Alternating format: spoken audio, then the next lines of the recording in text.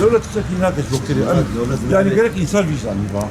devlet yani بس تقول سلسله وخرجت تدوز قالوا شتو صار كثر بخير ان شاء الله Sağ olasın Serçe Allah'ım khairat. تسوينا باسن Ahlen ve sahlen. بالموت سوينا Başım خالد. خذي تعال عمري وزاروك ودري. إيه بالطبع إن شاء الله. وديش ورازي ان شاء الله. خشيتها. Ahlen ve sahlen.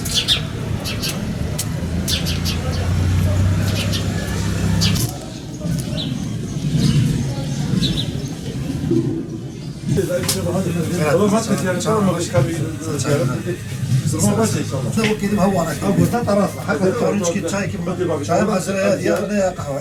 وعليكم السلام اشكرك خيراتي في معطل تعب ليش خيراتي ما معنا وبسرجع تيجي بتخازن من بيت عادي تشيك يمكن قد تشيك من يعتبر جيبسيكا جيك جوجكا جيك فوكا كرمانا وكذا يقولوا كشدي ولا في الاسرافي قج ولا في الاسرافي اوجي قالك عقوبتها وجي هبه هذه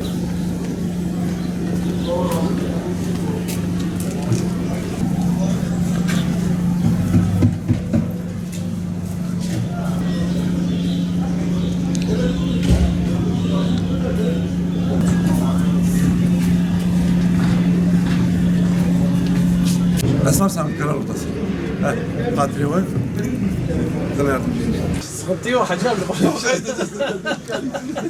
سلامة الله Allah razı olsun. Vallahi utanacak korkum çok. 4,5 metrelik dükkanlar yapacaksın. 2 katlı. 2 katlı dükkan yapacaksın. Biz bugün Esnaf ve Sanatkar Odası olarak Batman'ımızın ilk caddesi olan 1. caddeyi ziyaret ettik. İsminde de şeyinde de bellidir ilk caddesi olduğu. Bu caddeyi ziyaret ederken esnaflarımızın sıkıntılarını gördük. Dertlerini dinledik. İlk caddesi olmasına rağmen de şu anda 1. caddemiz altı durumdadır. Biz bu caddemizi canlandırmamız lazım. Bu caddeye tarihi bir görünüm kazandırmamız lazım. Ticari işlevini artırmamız lazım. Bu şekilde yazıktır bir caddemize. Yani Batman'ın ilk caddesi. Başka şehirlere gidiyoruz.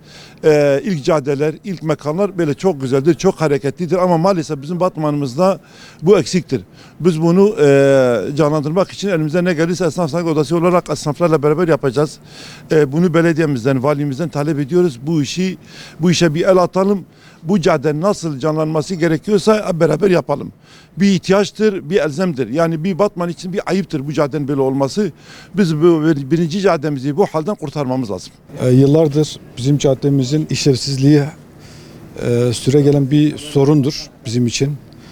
Bir türlü biz bu caddeye bir çözüm bulamadık.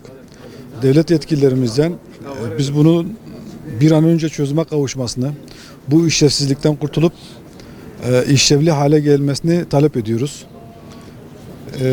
Caddemiz şu anda tamamıyla atıl durumda.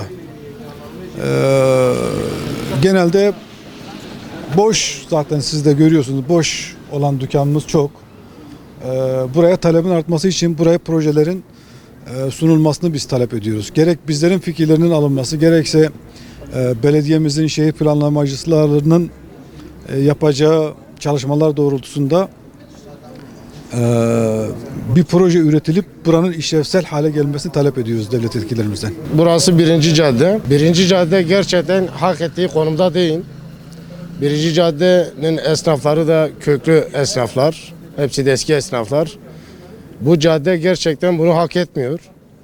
Daha işlevsel hale getirilmesini talep ediyorum yetkililerden. Bir veteriner hekim olarak ben buraya taşınalı 6 ay oldu. 1. caddenin işlevinin gerçekten hak ettiği yere gelmesini talep ediyorum. Yetkililerden de rica ediyorum. İyi olur. Burası Çarşı Mahallesi, Salatin Eyüp Caddesi 1. cadde olarak geçiyor. Bu 11 senedir ben burada esnafım. Daha evvel açıktı zaten cadde burası. Biraz daha trafiği açıktı, daha iyi çalışıyordu. Sonradan kayyum geldi, yeni projeler üretmeye başladılar. Şimdi bu caddenin evet trafiğe kapatıldı. Daha iyi bir şey yapmayı gerekecekti daha doğrusu. Böyle söylediler bize. 3 tane Dubai koydular buraya. 3 tane caddenin ön başına. 3 tane de diğer tarafa. Şu an mal alımlarda da zaten sıkıntı çekiyoruz. Ya zabıtayı arıyoruz. Zabıta da üst makama bildiriyor. O gelene kadar. Burada trafik aksamaları oluyor. Araç giremiyor. Yok işte mesai içerisinde yasaktır. Şimdi biz dışarıdan gelen arabayı şey edemeyiz, mesela ikna edemeyiz. Adam dışarıdan geliyor. Anında mesela boşaltıp gitmesi lazım. Ya bu caddeyi ya trafiğe açması lazım ya da buranın genişletmesi lazım. Araba akışını buraya sağlamaları lazım.